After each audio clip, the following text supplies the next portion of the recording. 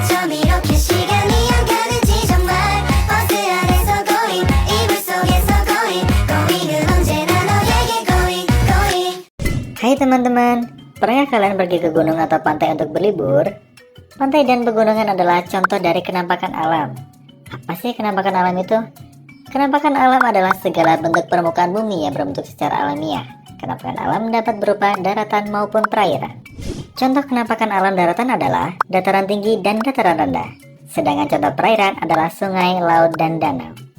Negara kita Indonesia dikenal dengan kenampakan alamnya yang indah dan beragam loh. Lalu, apa manfaat dari setiap kenampakan alam tadi?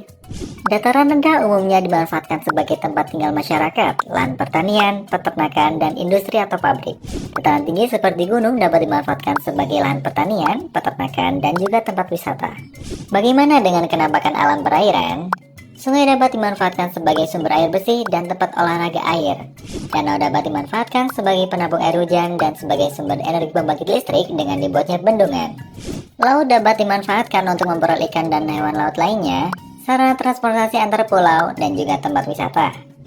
Kenampakan alam yang beragam di Indonesia ternyata juga menyebabkan beragamnya sumber daya alam. Apa saja jenis dan manfaatnya, serta bagaimana persebaran sumber daya alam di Indonesia? Yuk kita bahas lebih lanjut. Sumber daya alam adalah segala sesuatu yang terkandung di alam yang dapat dimanfaatkan untuk memenuhi kebutuhan hidup manusia. Berdasarkan kelestariannya, sumber daya alam dibagi menjadi dua macam, yaitu sumber daya alam yang dapat diperbarui dan sumber daya alam yang tidak dapat diperbarui. Sumber daya alam yang dapat diperbarui adalah sumber daya alam yang dapat lestari atau tidak dapat habis.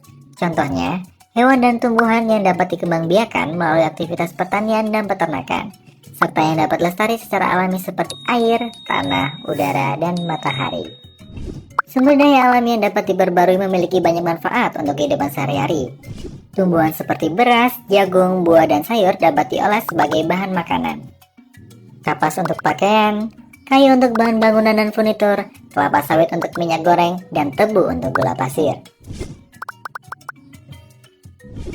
Hewan seperti ayam dan sapi dapat dimanfaatkan sebagai bahan makanan, kulit domba untuk bahan wool, dan kuda untuk alat transportasi.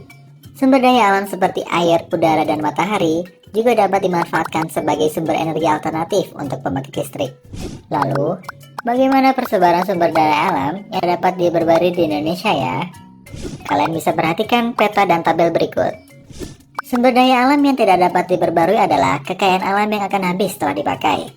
Contohnya adalah minyak bumi, batu bara, gas alam, dan barang tambang. Apa saja manfaat sumber daya alam tersebut? Minyak bumi dapat diolah menjadi bensin dan solar yang digunakan sebagai bahan bakar kendaraan. Batu bara digunakan sebagai sumber energi pembangkit listrik. Tembaga digunakan untuk bahan pembuatan kabel listrik dan perhiasan. Biji besi digunakan untuk bahan pembuatan mesin-mesin dan kerangka bangunan. Perhatikan peta persebaran sumber daya alam yang tidak dapat diperbarui sebagai berikut. Sekarang kita jadi makin paham ya, kalau ternyata sumber daya alam di Indonesia begitu beragam dan melimpah. Sebagai warga negara yang baik, kita perlu menjaga kelestarian dan keseimbangan alam, agar kenampakan alam dan sumber daya alam yang ada dapat terus dimanfaatkan hingga generasi selanjutnya. Bagaimana caranya? Contohnya dengan mengolah sampah untuk mencegah pencemaran, serta hemat dan bijak dalam menggunakan air, listrik, dan bahan bakar. 버스 안에서 going